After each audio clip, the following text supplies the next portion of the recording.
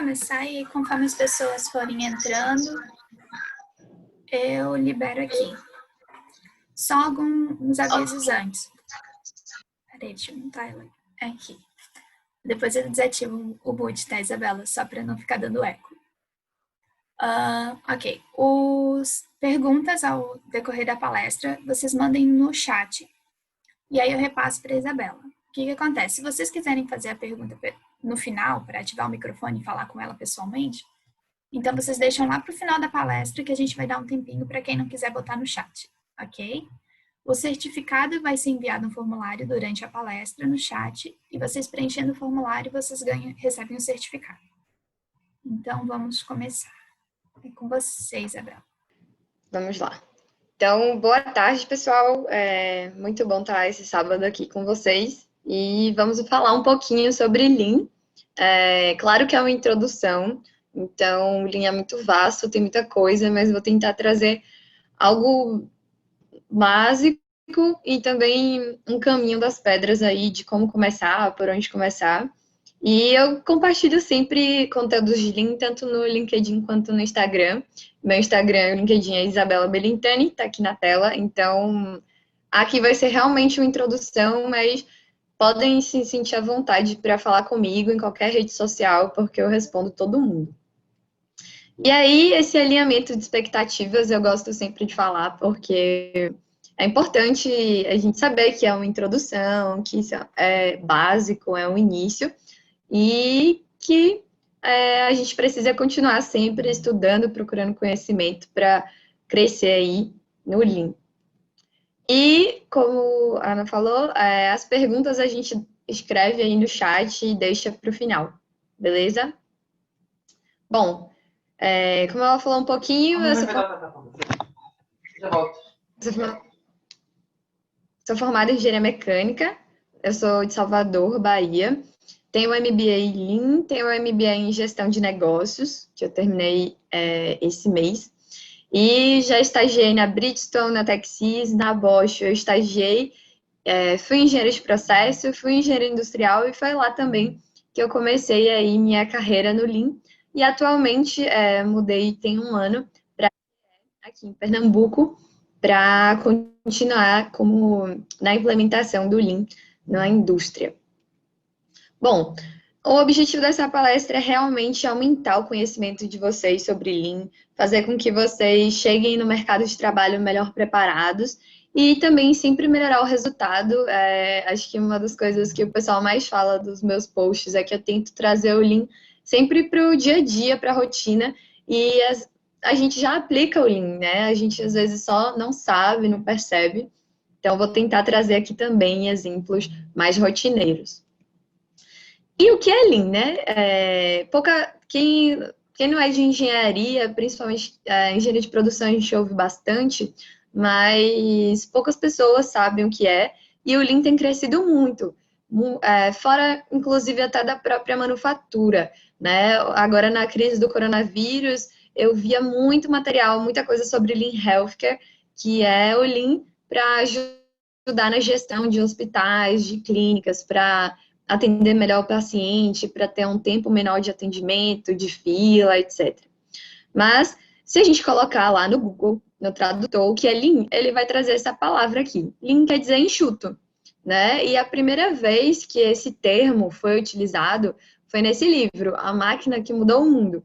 Então, esse livro começou a estudar a manufatura de diversas montadoras no mundo, tanto na Europa quanto nos Estados Unidos e como as japonesas. E aí mostrou que o resultado das montadoras de carros japonesas era surreal de qualidade, de entrega, de satisfação. E todo mundo falou, bom, tem alguma coisa ali diferente. E eles deram esse nome de Lean para o que na época era o sistema Toyota de produção e hoje em dia é aplicado aí em diversos lugares. Mas o foco do Lean, né, o que é ser enxuto? O que é ter um processo enxuto? É você diminuir desperdício. E desperdício é tudo aquilo que o meu cliente não paga.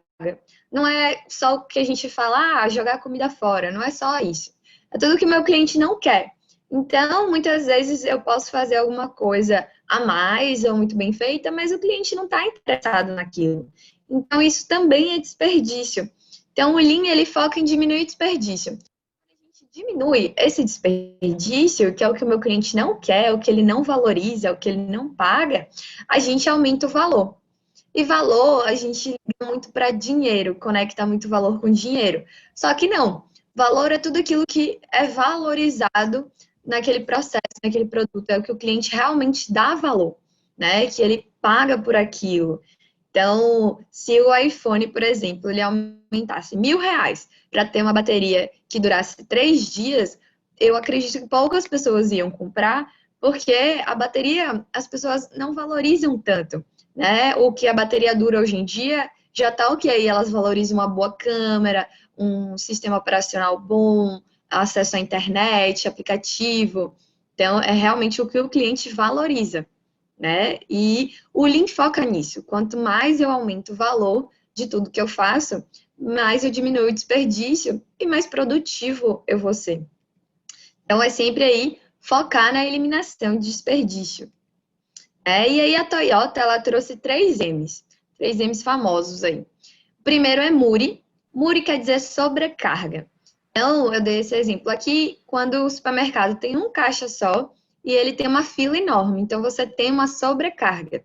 Então, a gente precisa eliminar Muri. Muda quer dizer desperdício. O que é isso? Né? Então, quando a gente vai no supermercado, a gente pode escolher o caixa que a gente vai, porque tem vários caixas vazios, pessoas ociosas, e isso é desperdício. E mura é desbalanceamento. Então, muitas vezes a gente vai no supermercado e aqueles caixas rápidos estão vazios e os outros caixas, que é para uma compra maior, tá cheio. Então, isso é um desbalanceamento. Por quê? Porque você tem lá uma certa ociosidade de um lado, de um caixa, que pode ser também de uma máquina, pode ser de pessoas. Então, se no seu departamento, na sua equipe, no seu time, até nas tarefas da sua casa, você não divide direito, você está tendo ali um desbalanceamento. Tem pessoas sobrecarregadas e tem pessoas muito ociosas. Então, a Toyota trouxe esses 3 M's aí para que a gente sempre foque neles para eliminar, né? Só que aí, o que que eles pensaram, né? Se eu falar, vai lá, Isabela, elimina desperdício, é muito complexo, assim, não é palpável, é difícil, né? Como assim eliminar desperdício? E aí eles trazem um conceito de óculos de muda, né? Então, o pessoal da Toyota fala, coloca o seu óculos de muda e vai lá ver, né? Então, existe uma palavrinha que chama Gemba. Essa palavra em japonês quer dizer lugar verdadeiro. Então, você só vai descobrir o que tá bom, o que tá ruim, o que pode melhorar, se você for ao Gemba ver. Se você for lá enxergar o processo, né? Então, a gente sempre quer fazer alguma melhoria do computador e muitas vezes não vai onde as coisas realmente acontecem. Então, se você está no hospital, você tem que ir lá onde está o seu paciente, onde está acontecendo tudo. Se você está numa fábrica, você tem que ir lá no chão de fábrica. Se você tem uma boleria, você tem que ir lá na cozinha, tem que ir no atendimento ao cliente, ver se está tudo ok, se o cliente está sendo bem tratado, se o bolo está sendo feito da melhor forma, sem desperdício. Então, usar aí esse óculos de muda. E aí, o que é que eles fizeram, né? É muito difícil, muito complexo eu só falar para as pessoas eliminarem desperdício. Então, eu vou dar uma lista de desperdícios e aí vai ser muito mais fácil identificar e eliminar. E aí, na época do início do Lean, do início do sistema de produção da Toyota, eles trouxeram 7 desperdícios. Mas, hoje em dia, a gente fala de 8. Então, eu botei site mais um, porque esse um, ele não é da lista tradicional, mas vou estar falando dele também. Então, o primeiro é o que é chamado de superprodução. O que é isso? É realmente você produzir mais do que o que seu cliente quer. Porque muitas vezes as pessoas fica com medo de uma máquina quebrar, de um processo parar, e aí sai produzindo eternamente, sem pensar que o cliente pode mudar de ideia, ele pode não comprar, e aí você vai ficar lá com um monte de peça que não tem para quem vender, né? Então, muitas vezes as lojas de roupa, hoje em dia, elas colocam lá amostras E aí, quando as pessoas vão pedindo, elas vão produzindo. Elas não fazem mais um monte de roupa para expor. Então, o virtual ajudou muito nessa parte da superprodução. Processamento. Então, processamento é tudo aquilo que eu faço um processo a mais que o meu cliente não quer. Eu gosto muito de dar o exemplo do iPhone.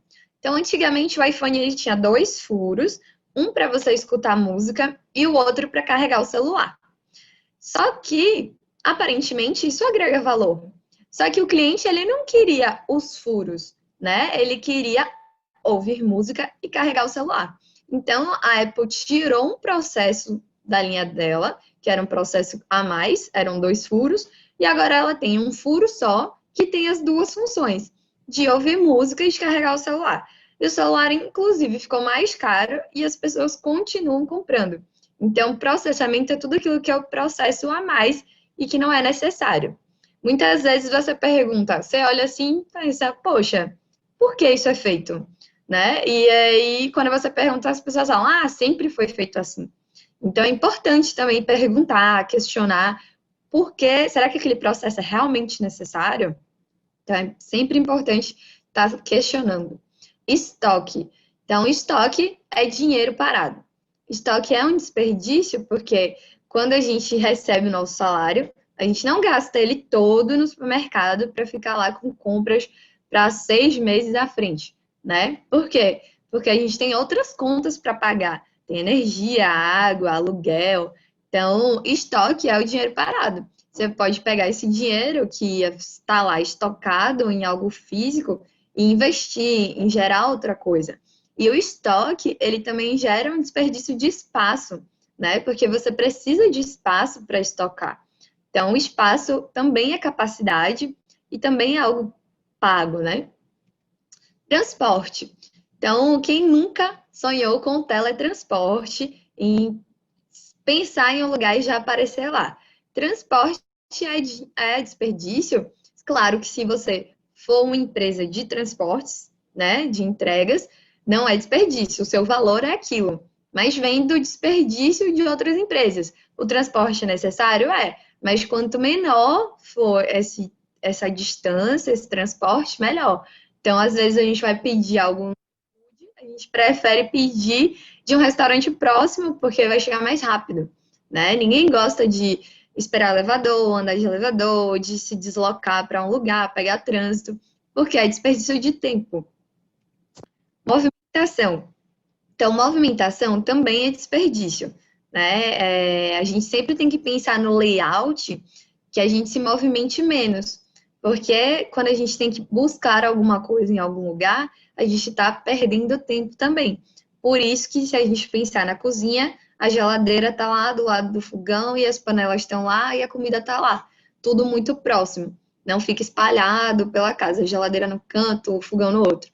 Por quê? Para diminuição de tempo, né? Então, quando a gente pensa no nosso processo, se a gente se movimenta muito, o que é que eu posso fazer para andar menos, para movimentar menos, para focar mais no processo que agrega valor?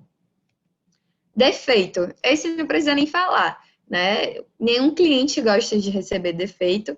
E quando a gente gera um defeito, a peça em si ela fica mais cara se a gente for reparar, né? Então, se a gente faz uma coisa errada e a gente precisa reparar, a gente está gastando mais tempo, mais mão de obra, mais material.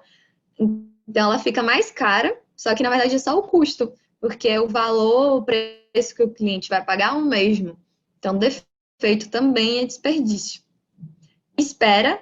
Então, toda vez que a gente precisa esperar alguma coisa, algum processo, é desperdício. Claro que tem alguns processos que a gente não consegue tirar esse tempo de espera. Por exemplo, a gente não coloca a roupa para lavar e fica lá na frente da máquina de lavar esperando ela lavar. A gente vai fazer outras coisas. Então, quando a gente está diante de um processo que tem um tempo de espera que não tem como eliminar, a gente tem que colocar algo produtivo para ser feito em paralelo a esse tempo de espera. E não ficar lá realmente esperando, perdendo tempo, perdendo produtividade, perdendo valor. E o oitavo, e não menos importante, que é o mais novo, é conhecimento. Então, você percebeu que ninguém melhor para dizer alguma melhoria ou alguma mudança no processo do que a pessoa que faz aquilo todo dia. Então, é muito importante a gente aproveitar o conhecimento que as pessoas têm para elas focarem em melhoria. Então, tem muito lugar também que não padroniza as coisas. E aí as pessoas são demitidas ou pedem demissão, e aí se veem loucos, porque não tem nada padronizado, não sabe como é feito, como a pessoa fazia, com quem ela entrava em contato. Então, esse conhecimento foi perdido e não foi padronizado. Então, o oitavo desperdício é aproveitar o conhecimento das pessoas, ouvir o que as pessoas têm de ideias, o que elas têm para falar e a dizer. Então, eu trouxe aqui um exemplo, né? Tipo, de lavar roupa. Então, quando a gente está na nossa casa, a gente tira a roupa no banheiro, coloca no cesto. No cesto, a gente movimenta isso para a máquina de lavar, a gente espera lavar, depois a gente movimenta isso para um varal, espera secar, depois a gente movimenta isso para um quarto. E aí depois a gente usa e volta o ciclo todo de novo. Então, olha quanto desperdício tem aí de espera, de movimentação. Se a gente fosse pensar num layout melhor para nossa casa, talvez a máquina de lavar deve ficar no banheiro, porque já é mais fácil, mais rápido. E a roupa já devia secar perto do guarda-roupa, porque também se movimenta menos. Então, uma coisa que o Covid fez, hoje em dia eu chego em casa e já coloco a roupa direto na máquina. Então, eu eliminei aí uma movimentação, fiz uma melhoria no meu fluxo. Mas eliminar desperdício é justamente isso, a gente pensar sempre como a gente pode fazer tudo fluir melhor. E aí, isso traz os 5 princípios do Lean. Quais são esses 5 princípios? O primeiro é valor. Então, a primeira coisa que a gente tem que fazer é saber o que é valor. O que realmente é valor no meu processo, na minha rotina? O que é que o meu cliente valoriza? Porque se a gente não sabe o que é valor, a gente não consegue fazer nada. A gente pode acabar eliminando coisas que o cliente valoriza. Então, a primeira coisa é identificar o que é valor. O segundo princípio é identificar o nosso fluxo de valor. Então, se eu tenho uma boleria e valor para o meu cliente é o bolo, eu preciso identificar qual é o fluxo que esse bolo segue. E o fluxo é desde quando eu recebo o pedido do cliente até o momento que eu compro os materiais, eu faço toda a transformação e que eu entrego esse bolo para o meu cliente. Então, eu tenho que identificar esse fluxo. Porque após identificar o fluxo, eu consigo visualizar quais são os desperdícios que existem lá e que eles precisam ser eliminados. E aí, o terceiro princípio é um fluxo contínuo. Tudo que tem no seu fluxo de valor que para esse fluxo, ou seja, um estoque para a sua peça. Por quê? Porque o meu bolo, se eu tenho um estoque de bolo, significa que não está fluindo.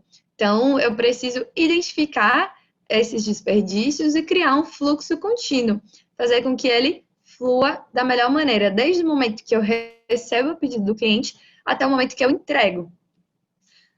Produção puxada. Então, produção puxada é um conceito do Lean que ele fala que o ideal é que eu trabalhe com zero estoques. Nem a Toyota trabalha, mas se você definir isso como uma meta, você começa a trabalhar isso. E a produção puxada é eu fazer as coisas para o meu cliente de acordo com o que ele quer, com o que ele puxa de mim. Então, eu tenho uma imagenzinha para mostrar para vocês, mas o oposto de produção puxada é uma produção empurrada, no qual eu faço um monte de coisa, produzo e tento empurrar isso para o meu cliente. Eu não espero que ele tenha uma demanda. E o último princípio é a perfeição, né? Então, se a gente melhorar um pouquinho todo dia, a gente vai ficar cada vez mais próximo da perfeição. Ele traz um pensamento de melhoria contínua, né? Então, ninguém é perfeito, perfeição é algo impossível, mas eu preciso melhorar continuamente se eu tiver isso como foco. E aí, eu trouxe aqui um exemplo de um restaurante. Então, quando a gente fala de valor, a gente pode dividir as nossas atividades, os nossos processos, em 3 pilares. O primeiro a gente chama de VA, que é valor agregado. Então, num restaurante, o que é VA? É fazer a comida. Esse é o meu processo que eu faço o valor que o meu cliente quer. Então, isso é VA. A gente tem os ENVAs, Ou seja, são atividades que elas não agregam valor, mas elas são necessárias. Essas a gente precisa diminuir elas, diminuir a quantidade, diminuir o tempo. Elas são necessárias, mas a gente precisa fazer com que elas sejam menores, porque o cliente não está pagando por elas, né? Então, no restaurante tem lavar prato. O cliente não paga a gente para lavar prato, ele paga pela comida. Porém, os pratos precisam ser lavados. E tem os NVAs, que são as atividades que não agregam valor. Então, se eu tiver uma cozinha que o layout é muito ruim e eu preciso me movimentar o tempo todo, então isso faz com que eu demore de fazer a comida, que eu faça menos comida no dia, que eu diminua a minha capacidade, que eu não consiga entregar para o meu cliente. Então, isso aí eu preciso eliminar. Tudo que não agrega valor, tudo que é desperdício, a gente precisa eliminar. E aí tem 3 perguntinhas básicas que ajudam a gente a identificar se a atividade que a gente está fazendo agrega valor. A primeira é, o meu produto, ele muda fisicamente? Então, aquele processo que eu estou fazendo, ele está fazendo alguma modificação para o meu produto? A segunda é, o produto, ele é feito correto da primeira vez? Então, eu não estou tendo retrabalho, eu não estou tendo defeito, estou fazendo ele corretamente. E a terceira é, o meu cliente, ele paga por isso? Então, se a gente for usar o exemplo lá dos 2 furos do celular da Apple, a primeira pergunta, sim, eu fazia um segundo furo. A segunda, se o processo deles é bom, beleza, eu faço o primeiro correto, faço ele correto da primeira vez.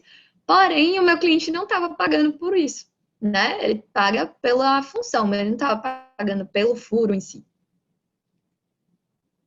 E aí, quando eu falo de fluxo de valor, existem 2 lados. O primeiro, que é o ideal, é se eu vou montar uma empresa ou se eu vou estruturar a minha rotina, eu vou criar um fluxo do zero.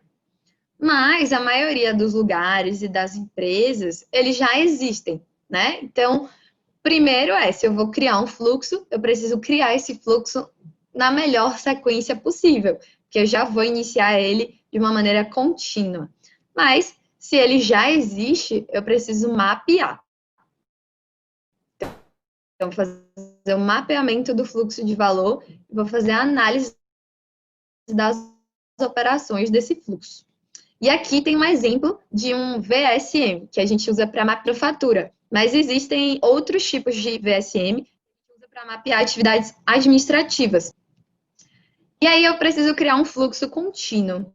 O que é esse fluxo contínuo? Então, se a gente olha aí no número 1, a gente tem muitas NVAs, muitas atividades que não agregam valor, do fornecedor até o cliente, né? Então, eu demoro mais tempo para entregar o meu produto, porque eu tenho muita atividade que não agrega valor. No 2, eu já eliminei algumas, eu comecei a melhorar. O 3 é o sonho de qualquer pessoa. Então, eu tenho um fluxo que ele só agrega valor, ele tem 0 desperdício. Então, eu compro do fornecedor e entrego para o cliente no menor lead time. Lead time é um termo do Lean muito utilizado, que significa tempo que lidera, né? Ou tempo de atravessamento, que é justamente desde o momento que eu recebo o meu pedido até o momento que eu entrego esse pedido para o cliente. Então, dentro desse loop aí, desse lead time, tem várias coisas que são feitas. E aí eu trouxe o exemplo do iFood, né? Então, a partir do momento que eu faço um pedido, iFood ou qualquer outro aplicativo, a empresa começa a gastar dinheiro para me entregar. Então, alguém deles precisa me responder que recebeu o pedido, precisa me responder o status, né? Eles precisam ter matéria-prima lá, ter a comida, eles precisam que alguém faça essa comida e eles precisam que alguém me entregue. Então, eles estão gastando sem receber. Então, a partir do momento que eles me entregam, que eles recebem, aí, quanto menor for esse tempo, desde o momento que eu faço pedido para o momento que eles me entregam, mais rápido eles vão receber e menos tempo eles ficam gastando sem ter esse retorno. E aí, lead time é do pedido ao pagamento. Produção puxada. Então, se a gente olha aí a imagem de cima, a gente está empurrando essas caixinhas para o cliente. Então, a gente está com várias caixinhas aí, sendo que eu tenho demanda de uma caixa só. E no segundo, que é uma produção puxada, Eu tenho uma caixinha lá de estoque, o meu cliente puxou essa caixinha, porque ele tem essa demanda, e isso fez com que todos os outros processos atrás começassem a trabalhar para repor essa caixa que foi retirada. Então, é esse estoque controlado que foi colocado ali. E a perfeição, né? Eu gosto muito dessa imagem, porque quando os bebês estão começando a andar, eles caem muitas vezes. E eles não sentem e falam: "Ah, andar não é para mim". Se frustra e deixa para lá. Não, eles continuam até que eles começam a andar. Então, a busca pela perfeição, ela vai fazer com que a gente caia várias vezes e melhore continuamente, né? Só que a gente precisa aprender a entender o que deu errado e melhorar sempre. Então, tem aquela frase famosa, 1% todo dia. E de onde é que veio o Lean, né? De onde é que surgiu? Quando a gente olha no pós-guerra, o Japão ele estava destruído. Ele tinha recebido ali 2 bombas atômicas, já estava acabado, economia ruim. E os Estados Unidos, gigante e triunfante, né? E o Japão, ele sempre, até hoje em dia, ele tem muita dificuldade em ter recursos, né? Porque ele é uma ilha. E aí tinha um cara lá que fazia tecido. E esse cara falou: Ó, não quero mais fazer tecido, eu quero fazer carro. E aí todo mundo, você é louco, ninguém faz carro no Japão. Aí ele: não, eu quero fazer carro, eu quero fazer carro. E aí ele foi lá nos Estados Unidos, na Ford, para entender como é que se fazia carro lá nos Estados Unidos, porque eles tinham sido pioneiros. Só que quando ele chegou lá, ele viu fábricas enormes, com muito espaço, muitos galpões com carros defeituosos que estavam sendo empilhados lá para serem alguma hora consertados, muitas pessoas, muito estoque de matéria-prima. E ele falou: eu quero fazer carro, mas eu não consigo fazer carro dessa maneira, porque eu não tenho esse espaço, eu não tenho esse recurso, eu não tenho matéria-prima, eu não vou conseguir botar esse monte de carro defeituoso. E aí ele foi, começou a fazer carro, porém de uma maneira enxuta, de uma maneira que ele conseguia. E aí, o Japão, ele sempre se preparou para as crises. Inclusive, se vocês procurarem na internet, tem o discurso do presidente da Toyota, acho que foi em março ou foi em maio, falando: beleza, a gente está na crise do coronavírus, mas a gente já estava preparado, porque a gente sempre trabalhou como se estivesse em crise, a gente trabalhou enxuto, a gente não, estamos bem, então vamos colocar um monte de desperdício, etc. Não, eles sempre trabalharam enxutos. Então, eles estão passando por isso muito bem. E aí, os Estados Unidos, ele tinha uma produção que a gente chama produção em massa. Eles tinham poucos tipos de carro, eles focavam simplesmente em produzir e eles precisavam de muito recurso para fazer isso. E o Japão a Toyota começou a produzir de uma maneira enxuta. Quando eles produziam de uma maneira enxuta, eles conseguiam fazer produtos variados. Então, meu cliente, ele não quer só um carro sedã, ele quer um hatch, um SUV. Então, eles conseguiam essa variedade de cores e tipos. E eles começaram a criar um foco no cliente, não mais na produção, né? Em produzir alocadamente. Não, o que é que meu cliente quer? O que é que ele quer comprar? Que carro ele quer andar? E eles produziam com pouco recurso. E aí a Toyota começou a crescer, crescer, crescer, e veio a crise do petróleo em 1980, e todas as montadoras do mundo faliram, né? Quebraram, menos a Toyota. E aí foi quando o mundo inteiro olhou para a Toyota e falou: tem alguma coisa diferente ali do que a gente faz, né? Porque como assim eles cresceram e está todo mundo falindo? E aí foi que o sistema Toyota de produção ganhou o mundo e ganhou essa visibilidade.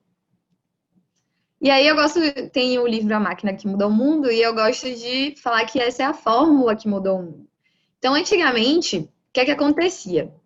A gente tinha essa fórmula, né? Então, a empresa, ela tinha os custos dela, a empresa definia que lucro ela queria ter, e aí ela definia o preço que o cliente ia pagar. E aí começou a surgir a concorrência, né? Não sou só mais eu que produzo isso. E aí essa fórmula mudou. Então, o cliente define o preço que ele quer pagar por algo, e quando ele define o preço é porque se alguém vender mais barato, ele vai mudar para concorrência. E então o preço é fixo. E aí, desse preço, eu tenho que tirar o meu custo. E só o que sobra é meu lucro. Então, se eu não diminuo o desperdício, e aí eu diminuo o custo, meu lucro ele é muito baixo. E aí as empresas começaram a mudar também. E o que é uma cultura Lean? Então, muita gente me pergunta, Lean é uma ferramenta, é uma metodologia, é uma filosofia? Lean é cultura, né? E o que é essa cultura? Quanto mais a gente tivesse... O que é cultural é algo que é feito como hábito, algo que é feito sem força, né? Eu não tenho meu sotaque da Bahia porque eu forço ele. É minha cultura, foi onde eu nasci, né? E o que é uma cultura Lean, né? O que é ser Lean, ser um profissional Lean? Que eu sempre falo para as pessoas, você não precisa trabalhar com Lean, igual eu trabalho, para ser um profissional Lean. Se você pensar igual, tiver um pensamento Lean, você vai ser um profissional em qualquer área que você trabalhar. Então, a cultura é algo que tá, mas ele tá englobando tudo, né? Então, cultura é uma postura, é um comportamento, é um pensamento. Dentro da cultura, a gente foram criados modelos de gestão. Então, eu trouxe aqui o XPS. O X é porque depois que a Toyota ganhou o mundo com o TPS, todas as empresas começaram a criar sistemas de gestão. Então, a Vale tem o VPS, né? A GE tem o GPS. E aí, dentro desse sistema de produção, né, nesse sistema de negócio que hoje em dia é usado, tem as ferramentas do Lean. Então, o Lean tem todas essas ferramentas aí, só que quem usa a caixa de ferramentas são as pessoas, né? Então, se as pessoas não têm uma cultura Lean, um pensamento Lean, essa caixa de ferramentas, ela não vai ser utilizada da melhor maneira possível. Então, o que é que as pessoas elas precisam saber? No mínimo, elas precisam entender o que é valor, o que é o nosso cliente e entender o que é gerar valor. Então, se as pessoas pensarem sempre em gerar valor, as organizações elas mudam. E aí já me perguntaram também, Isabela, o que é foco no cliente? Eu dei um treinamento para uns trainees de finanças da GE outro dia, e aí eles falaram: a gente trabalha muito longe do cliente. Mas, na verdade, foco no cliente é todo mundo que consome algo que você faz é seu cliente. Né? Se eu faço um bolo para minha mãe, ela é minha cliente. Então, se você faz um relatório para alguém, esse alguém é seu cliente. É importante entregar isso da melhor maneira, sem desperdício, para agregar valor e focar no seu cliente. E ter um pensamento sempre com foco na solução. Né? Muitas organizações elas focam no problema e sempre que acontece algum problema, a primeira coisa que é perguntada é quem foi? Quem é a culpa? E isso não resolve as coisas. A gente precisa sempre olhar para o problema e pensar que um problema é uma oportunidade de melhoria, porque ele realmente é. Se ele ocorreu, significa que ali pode ter uma melhoria de alguma coisa para trazer um benefício. E se uma pessoa errou, qualquer outra pessoa podia errar. Quer dizer que o processo ele não é robusto o suficiente. Então a gente precisa sempre focar na solução, olhar para o problema como uma oportunidade. E aí quando a gente fala aí de solução, se é algo que é urgente, a gente faz uma contenção. E depois a gente tem que analisar para achar a causa raiz daquele problema para que ele não ocorra de novo. O Lean, ele traz muito conceito de Kaizen, né? Então, quem sabe um pouquinho de Lean, sabe, já ouviu essa palavra. Kaizen quer dizer mudar para melhor. Hoje em dia, na pandemia, a gente vive aí um momento que houve uma grande mudança, mas não foi um Kaizen, né? Não foi uma mudança para melhor. Então, tudo que a gente faz de melhoria para eliminar desperdício, para gerar valor, para melhorar algo, é um Kaizen, né? É uma mudança para melhor. Então, o Lean se fala muito de Kaizen. Se fala de fazer Kaizen todo dia. Então, se eu mudo um pouquinho, ou se eu faço um Kaizen todo dia, é a busca da perfeição, a busca da melhoria contínua. E aí, é sempre bom a gente olhar para a melhoria baseada em dados, né? Então, é muito comum você chegar em organizações que tem pessoas que estão lá há mais tempo e as pessoas falam, resolve aquilo ali. Mas as organizações, elas têm recursos limitados. E quando eu falo recursos, são pessoas. Então, as pessoas, elas têm que focar a energia delas em resolver os principais problemas, aqueles problemas que realmente vão trazer um ganho. Então, se a gente gasta energia em um problema que não, a gente não vai ver o retorno, não vai ver esse ganho. Então, é sempre importante a gente ter dados. Existe o princípio de Pareto, que eu gosto muito. Então, tudo eu faço um Pareto. Por quê? Pareto se fala que 80% das nossas soluções estão em 20% dos nossos problemas. Então, se a gente foca no principal, a gente vai resolver grande coisa. E aí, a gente precisa também priorizar, né? Então, qualquer lugar que a gente for, vai ter milhares de problemas, milhares de coisas para fazer, para resolver. Como é que a gente prioriza isso? Que a gente não consegue resolver tudo, nem ao mesmo tempo, nem tudo que acontece, né?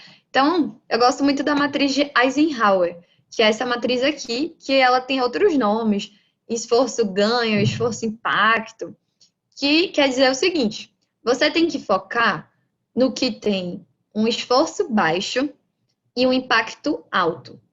Essas são as coisas que vai te demandar menos e vai te trazer um ganho grande, rápido, que é ver e agir, né? No quadrante 2, você tem coisas que têm um impacto alto, só que o esforço é muito grande. Então, são projetos mais a longo prazo, mais complexos. Significa que eu não tenho que focar nisso? Não. Você tem que planejar isso, mas você tem que focar sempre no quadrante 1. O 3 é o que tem um impacto baixo, só que o esforço é baixo também.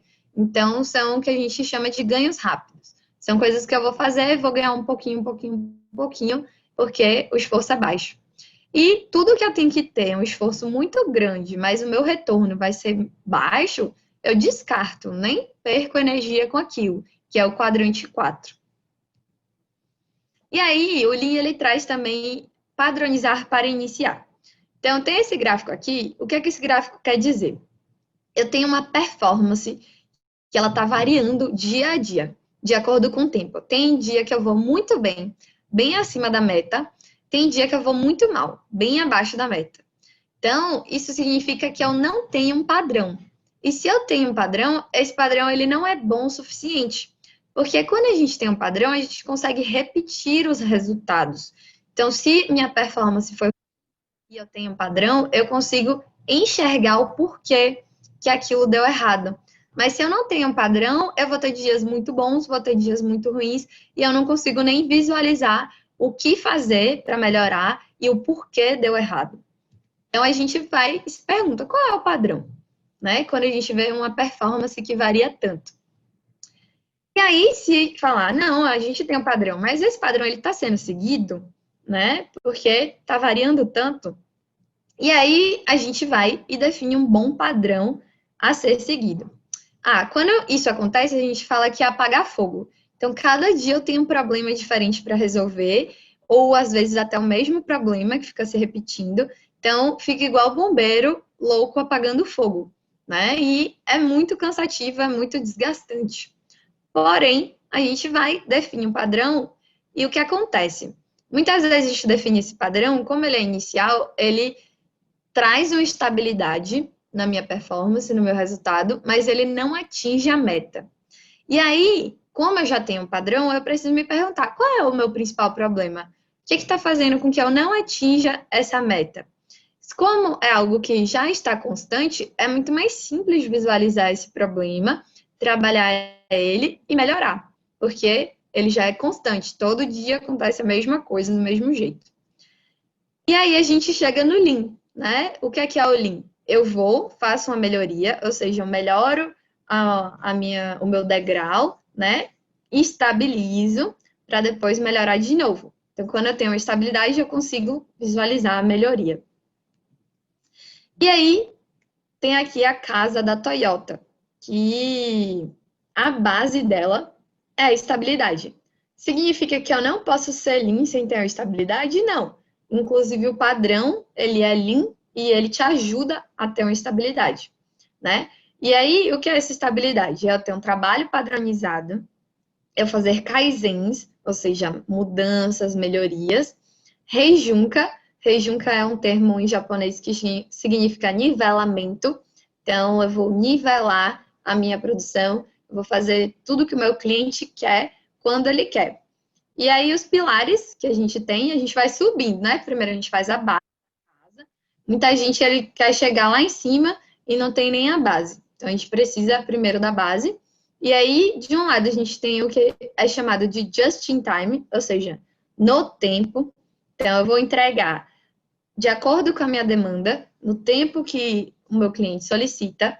Do outro lado, eu tenho o Jidoka, que é também chamado de autonomação, que é uma automação com a ajuda do trabalho humano. Então, você evita e identifica erros e anormalidades no seu processo.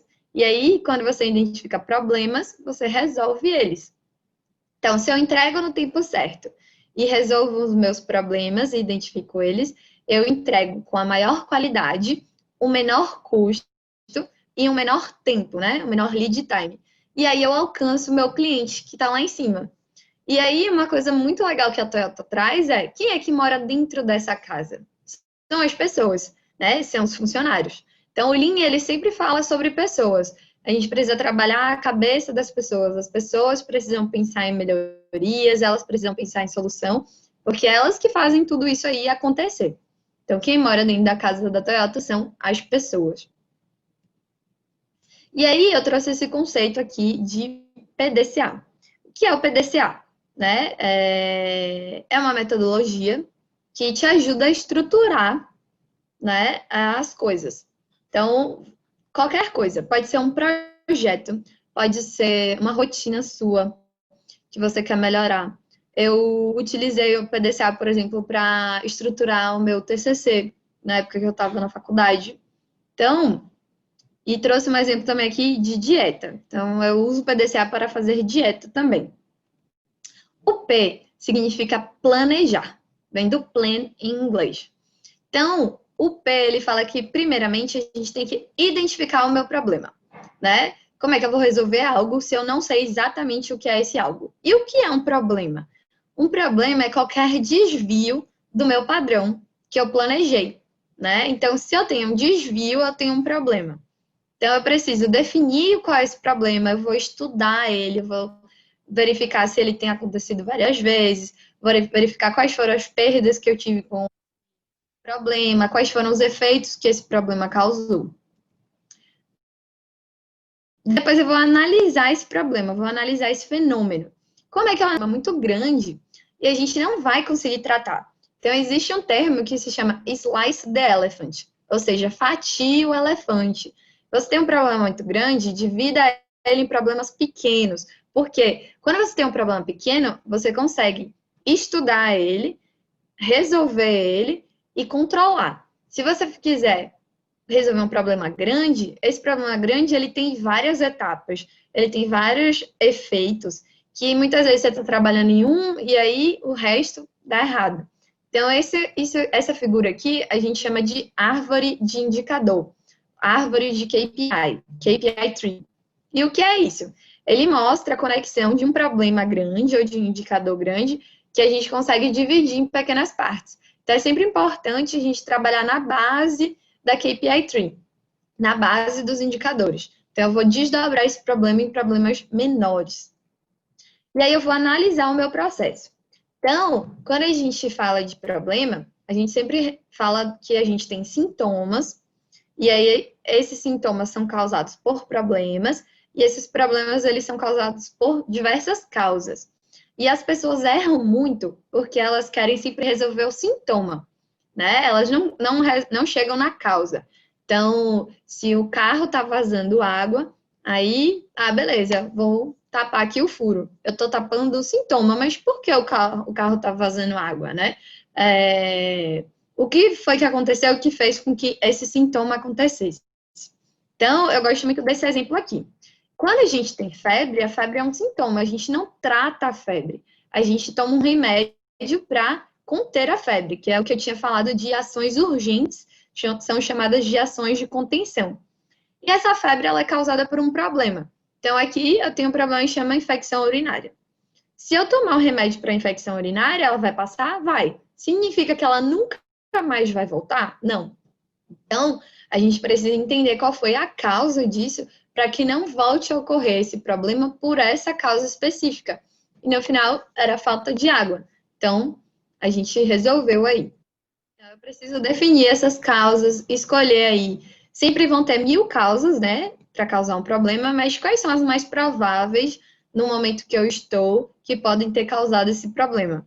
E aí eu pego essas causas mais prováveis e vou trabalhar em cima delas. E aí, é importante no P a gente definir indicadores. Então, assim, eu estou fazendo toda uma análise do meu problema que eu quero resolver. Como é que eu vou saber se eu estou resolvendo ele ou não? Eu preciso definir alguns indicadores que eu vou medir. Como é que eu vou medir isso? Né? Eu vou medir de uma maneira SMART. SMART é um termo em inglês que ele quer dizer, o S quer dizer específico, então eu vou ter um indicador específico. O M quer dizer mensurável. Então, se eu vou fazer uma dieta, né? Eu vou fazer. Meu indicador vai ser perder tantos quilos, ou seja, ele é específico. Quando eu coloco um número, eu consigo mensurar. Ele tem que ser atingível. Eu não vou falar, vou perder 10 quilos em um dia. Isso não é atingível, né? Isso vai desmotivar, porque eu não vou alcançar. Ele tem que ter um. Ele tem que ser relevante. Quando a gente fala de relevante, é porque pô, eu vou definir algo para eu me esforçar para alcançar. E se isso não é relevante, eu não vou enxergar valor naquilo. E ele tem que ter um prazo. Então, eu quero perder 5 quilos até abril de 2021. Tantos, e aí eu diminuo isso em indicadores menores, né? Tanto por semana, tanto por mês, etc. Então, eu tenho que definir aí indicadores SMART. E aí eu vou criar o meu plano de ação. Então, eu já defini lá todas as minhas prováveis causas para o meu problema, e aí eu preciso criar um plano de ação para esse problema. E esse plano de ação ele tem que ter ações pequenas, tem que ter um responsável, tem que ter um prazo, e o status dessas ações, elas precisam ser acompanhadas. E aí vem o D. O D vem do inglês do, que quer dizer executar, fazer. Então, o D do PDCA é a parte de execução. Eu fiz toda a análise das principais causas, defini quais ações eu ia fazer para resolver essas causas, e aí eu vou fazer essas ações. E aí eu preciso realmente ter todo mundo com essas ações alinhadas, todo mundo está treinado, sabe que vai ter que ser feito, e esse acompanhamento das ações. E aí eu vou para o C. C quer dizer checar, verificar, né? Então, não adianta eu fazer um plano de ação lá com 20 ações, implementar tudo, e no final, quando eu olho para o meu indicador, ele não melhorou. Ou seja, eu não atingi minha meta, eu não analisei bem a minha causa raiz, quer dizer que eu fiz um monte de coisa para nada. Então, é importante sempre ter o checar. As coisas que eu estou implementando, que eu estou fazendo, estão dando o resultado que eu espero? Porque se não tiver, a gente precisa revisar esse plano de ação, revisar o P. E aí eu gosto muito dessa frase do Carlos Brito, ele não é mais CEO da Ambev, mas ele já foi. É melhor uma ideia simples e uma execução impecável do que uma ideia genial e uma execução falha. Porque a gente divide lá em pequenas coisas, pequenos problemas, e a gente executa. Não adianta ficar também só no mundo das ideias, né? E aí a gente tem que fazer essa verificação. O agir. Então, estou implementando meu plano de ação. Esse plano de ação está dando errado, eu preciso agir, né? Ou eu estou implementando meu plano de ação, está dando tudo certo, quer dizer que eu encontrei minha causa raiz, que tudo está no melhor dos mundos, o que é que eu tenho que fazer?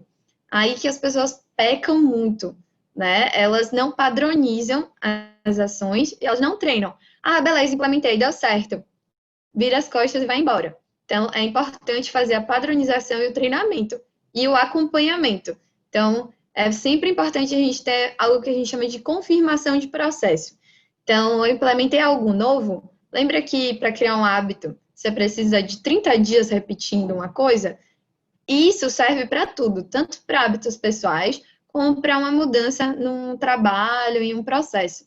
Né? Imagina que uma pessoa faz o trabalho dela do mesmo jeito há 30 anos, e aí você vai modificando fica e quer que, de uma hora para outra, ligue uma chave lá, um interruptor, e que ela comece a fazer de uma maneira diferente. Então, as pessoas não são assim. Então, a gente precisa treinar e verificar ali de tempos em tempos se está indo da maneira correta, se está sendo feito, fazer essa confirmação. E aí, esse é o A, que é o agir, né?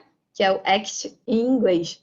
E a gente tem muito esse termo de PDCA. PDCA, ele é uma melhoria. Ele tira você de um patamar e te leva para outro patamar, né? Mas como é que você mantém esse patamar lá em cima, para que você não volte ladeira abaixo? A gente faz o SDCA, que a gente troca o P pelo S. S em inglês é padronizar, standardize. Então, significa o quê? Eu fiz toda a minha melhoria, cheguei no patamar e aí eu preciso manter aquilo. Então, eu vou padronizar, vou fazer, vou checar e vou agir. Então, é o que eu estava falando, de tempos em tempos a gente fazer essa verificação se está tudo dando certo, para que a gente consiga se manter lá em cima. E trouxe esse exemplo aqui da dieta, né? Porque eu faço dieta sempre e sempre engordo de novo. Então, a gente começa a dieta, a gente faz o P, então a gente se pesa, né, para saber, para coletar dados, para saber o seu estado atual. Você define sua meta, que é o peso onde você quer chegar. Você procura uma dieta, vai no nutricionista, e aí você fica se pesando com frequência. Se você dá uma exagerada aí no fim de semana, você volta durante a semana mais acirrado. E aí você vai e alcança seu resultado e volta a fazer tudo do jeito que você fazia antes. E esse é o problema. A gente não faz o A, que é padronizar os hábitos de alimentação e de exercício que foram criados, e a gente não faz o SDCA, que é de tempos em tempos verificar se eu ainda estou naquele peso, se eu não tiver, faço uma ação para voltar, e aí a gente só vai perceber quando já saiu muito daquela meta, né? Então, o PDCA e o SDCA a gente pode usar na nossa vida pessoal também. E aí a gente tem diversos métodos de aplicação, né? O PDCA, ele é o mais amplo, mas todos os métodos que estão aqui embaixo, o DMAIC, o A3, o 8D, eles são PDCAs, porém eles são divididos em mais etapas, em etapas diferentes. Eu amo o A3, gosto muito do A3. Existe um livro também que chama Pensamento A3, super indico. E a Toyota usa muito também o A3. Beleza, Isabela, entendi o que é uma cultura Lean, o que é Lean, o que é um pensamento Lean, mas se eu quiser iniciar essa jornada Lean na empresa que eu trabalho, na organização que eu trabalho, o que é que eu faço, né? Então, eu coloquei aqui meio que um passo a passo para dar uma luz, um norte para vocês aí de como seguir essa jornada Lean. Então, primeiramente, a gente vai ter o comprometimento da gestão. Ah, Isabela, significa que se a gestão do lugar que eu trabalho não quiser que a gente tenha Lean, que a gente seja Lean, eu não vou conseguir implementar? Não. Não quer dizer isso. Então, você não vai conseguir implementar de uma coisa sistêmica para toda a organização. Mas, primeiro, seja um profissional Lean, tenha atitudes de solução de problema, de enxergar melhorias, oportunidades, né?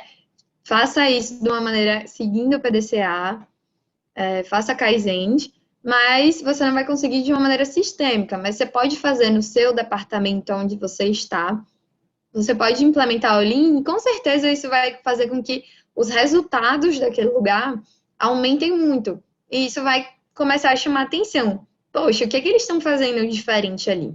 Mas se a gente quiser algo que seja realmente sistêmico, que seja para todos, aí é importante ter esse comprometimento da gestão. E como é que eu consigo esse comprometimento? Então, vocês apresentam um plano com dados. Então, um plano é um passo a passo lá, por onde começar, o que fazer, e dados, olha, todo mundo que está fazendo está ganhando muito mais, está crescendo, por que não? Né? Então, alinhar esses recursos e conseguir o apoio, porque se a gestão não apoiar, ela não vai definir aquilo como prioridade e ela que define a prioridade das pessoas, né? Depois, a gente tem que definir o Lean como meta, Então, se toda organização quiser chegar num novo patamar Lean, todo mundo tem que ter como meta isso, né? Então, a cultura ela é feita por todos. Ela não é feita só por poucos ou por um departamento de Lean, né? Ela é feita por todos na organização. E aí definir um projeto piloto. Lembra que a gente tem que fazer o elefante? Então a gente não vai transformar a organização inteira de vez em algo lean, algo enxuto. Por quê? Porque ser enxuto inicialmente dá trabalho. E aí, se a gente quiser que tudo seja enxuto de vez, vai ser muito difícil. Então é importante definir um projeto piloto, um processo específico, para que ali a gente comece a ter os ganhos iniciais. É importante que seja que vai trazer mais ganhos, porque você vai estar gastando energia em uma coisa que vai trazer um retorno maior. Então, essa é a matriz RACE. É muito importante ter essa matriz, porque você define realmente, dentro daqueles envolvidos ali na organização, no seu projeto, quem é que tem que fazer o quê, quem é dono, quem é suporte, quem tem que ser consultado, quem tem que ser informado.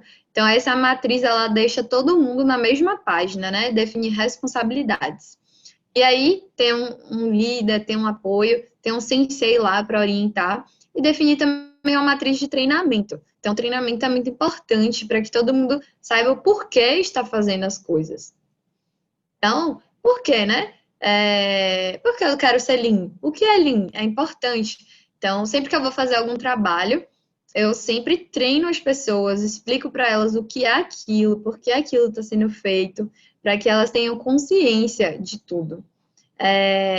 Eu preciso treinar todo mundo de vez? Não. Você tem que treinar as pessoas envolvidas. Quem vai estar envolvido ali no seu projeto inicial vai precisar ser treinado. E aí, aos poucos, você vai ter treinado todo mundo, porque aos poucos você vai caminhando nesse processo.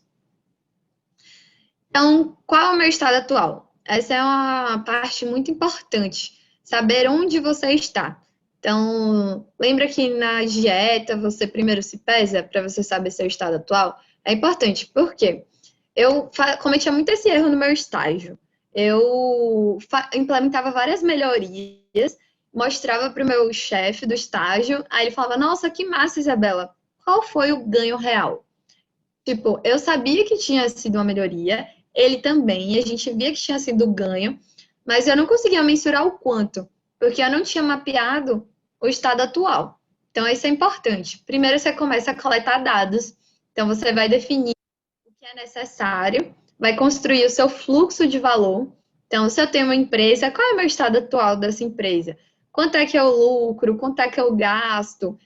Quais são os meus processos?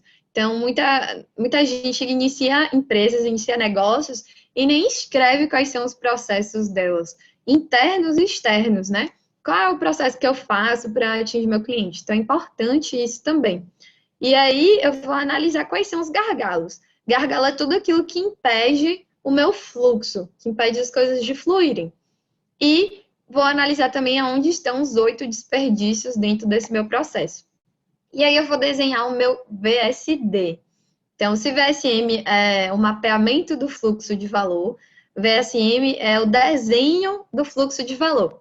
Então, esse VSD é o meu fluxo de valor futuro, é o meu fluxo meta.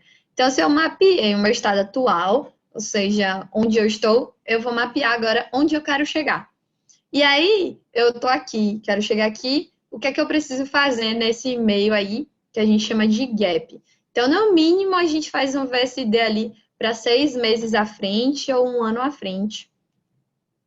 E aí, eu vou analisar esse gap, essa distância de onde eu estou para onde eu quero chegar. Quando eu visualizo esse gap, eu vou definir lá quais são os kaizens que eu vou precisar fazer. Com certeza vai ter 1 milhão de kaizens. Aí você vai priorizar quais são esses kaizens que vão ser feitos e aí vai definir quais são os projetos necessários para realizar esses kaizens, fazer com que eles deem certo.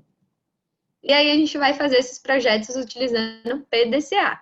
Então a gente vai definir qual é o método, vai definir um time para fazer, qual é a frequência de reunião. Então, é importante que tenha pelo menos uma reunião semanal. Vai definir a frequência de apresentação desses projetos para a gestão, para eles verem o que é que está sendo feito e acompanharem.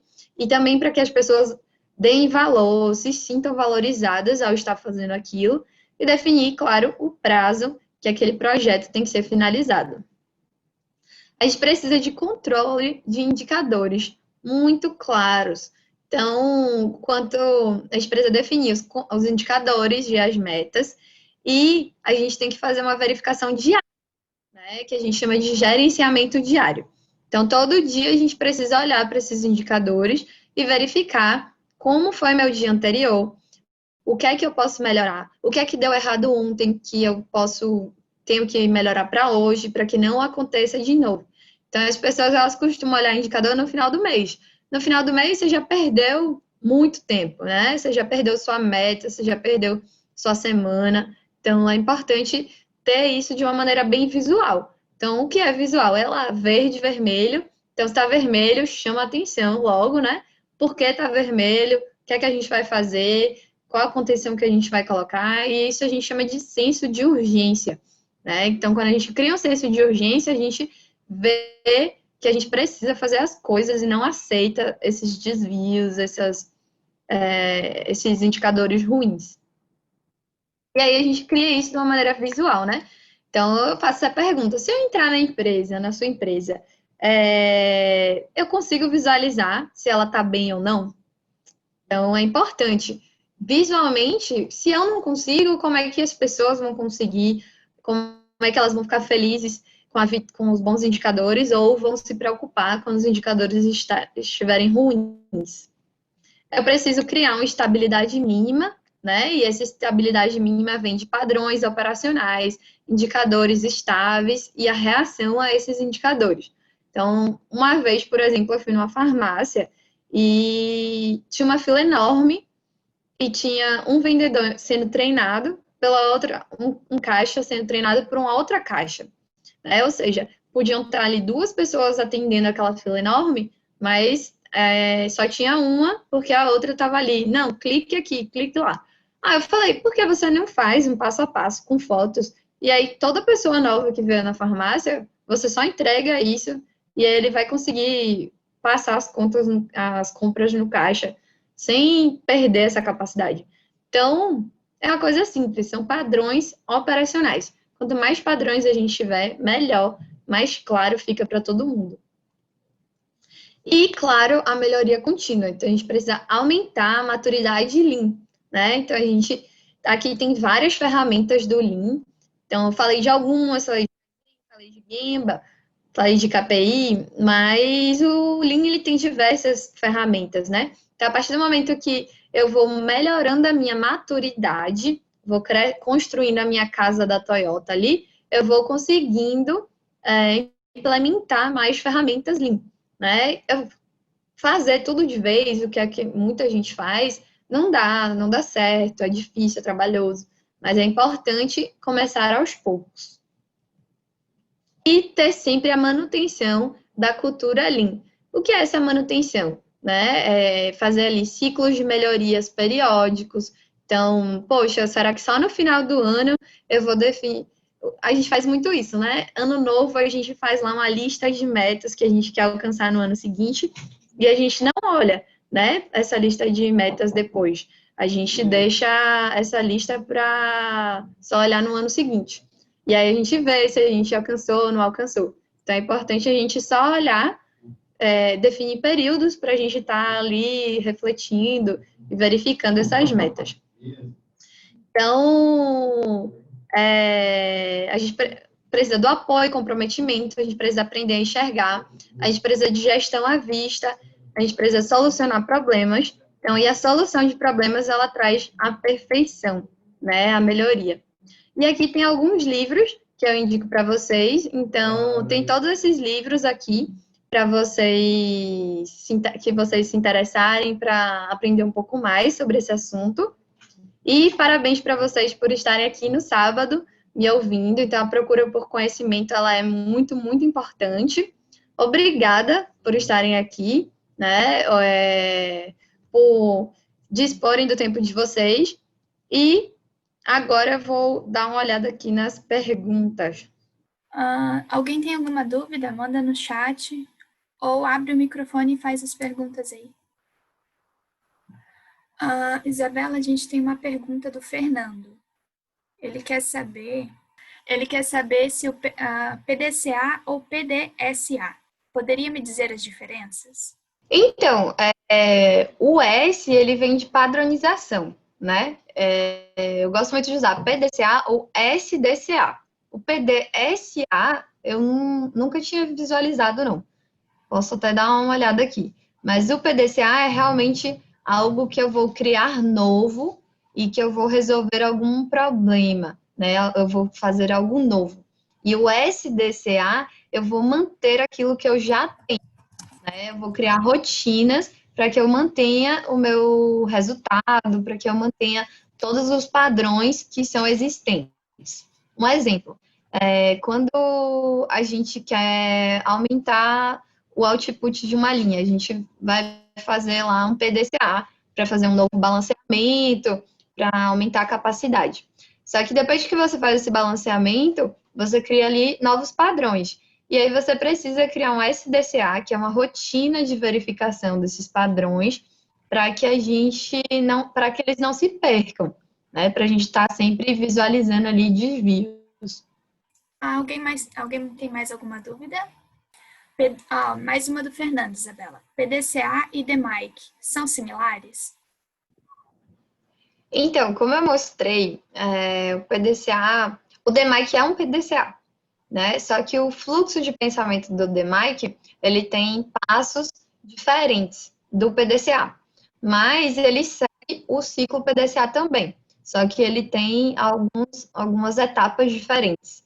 O A3 também é um PDCA, só que ele tem etapas diferentes do PDCA e diferentes do DMAIC, mas eles são PDCAs também, só que ele tem etapas diferentes. Entendi. Mais alguma coisa, pessoal? Aproveitem que ela está disponível para gente. Mais uma do Fernando. DMAIC é usado mais para a indústria? Será isso? Não, o Tmag ele pode ser usado para qualquer coisa, né? Tanto que depende muito também da vertente, né? Se a organização ela faz muitos projetos de belts, então green belt, white belt, black belt, eles usam mais o DMAIC, né? Então, se a organização ela tem uma vertente mais lean, ela usa mais o A3, mas todos usam o PDCA. E o DMAIC ele não precisa ser usado só para a indústria, não, tá? O que não falta é projeto de Six Sigma aí para diversas áreas, incontável, assim. Hoje em dia, por exemplo, a área de healthcare está bem em, tá bem em destaque, né? Então, estão surgindo aí vários projetos do DMAIC para o destaque de hospitais, de organização de hospitais. Mas o DMAIC ele pode ser usado para qualquer coisa, o PDCA também. Ele agradeceu. Agora a gente tem um comentário da Lícia. Gostaria de agradecer pela oportunidade. Buscarei seguir as dicas para iniciar na gestão da minha lojinha de produtos naturais. Aí ela mandou o arroba da lojinha dela, para quem quiser dar uma olhada, tá no chat. Aí tem a Michelle com uma dúvida. Quantas ramificações existem no Lean? Comecei a ler o livro Lean Inception, muito usado em tribos, vilas. Então, por isso que eu não gosto nem de falar mais Lean Manufacturing. Eu gosto de falar Lean, porque não importa o que seja, né? Eu acho que se o governo do Brasil fosse mais Lean, acho que a gente teria um ganho, um grande ganho. Então, quantas ramificações é onde a pessoa quiser utilizar mesmo o Lean, que pode ser em qualquer lugar, pode ser na sua vida pessoal, pode ser numa governança, pode ser numa construção civil, pode ser onde você quiser. O Lean, ele é amplo, né? Ele pode ser aplicado em qualquer coisa para trazer resultados, para diminuir desperdício e aumentar valor. Mais uma dúvida da Michelle. É para ser adaptado mesmo, assim como o Design Thinking? Isso. O próprio design thinking, ele é construído de uma maneira bem lean. Então, você pode adaptar ele para qualquer coisa, qualquer processo, qualquer ramificação. Aí a gente tem um comentário do Fernando falando que o Lean é uma filosofia. E eu acho que é isso. Pessoal, mais alguma dúvida? Aqui, a Michelle mandou excelente aula, Isabela. O Fernando perguntou: linha e qualidade estão juntas? Sim, claro. Lá no teto da casa da Toyota, a gente via que uma das coisas é aumentar a qualidade. Então, se a gente tem um fluxo lean, né, a gente não tem menos defeitos e a gente tem uma qualidade melhor, maior, então, com certeza. Ok. Aí a Michelle falou, agradeceu e falou parabéns pela didática. Uma coisa bem legal, porque você explicou o Lean de uma forma que qualquer um consegue entender, e dando exemplos do dia a dia, assim, que a gente pode aplicar em casa mesmo. É muito legal. Obrigada, gente. Então, gente, vocês têm mais alguma dúvida ou a gente pode finalizar? Então, eu acho que é isso, gente. Eu quero agradecer a Isabela pela disponibilidade de estar aqui com a gente, pela excelente explicação sobre o conteúdo. Muito bom mesmo. E eu queria agradecer a todos que estão aqui com a gente no sábado, disponibilizando um pouco do seu tempo para aprender um pouco mais sobre o Lean. Mas quer fazer mais algum comentário, Isabela, antes da gente finalizar? Não, eu queria agradecer a vocês, agradecer a todos. Foi muito legal. Eu amo falar sobre Lean, então sempre que quiserem podem contar comigo. Então, muito obrigada, gente. Bom fim de semana. Bom fim de semana a todos. A gente já vai encerrar.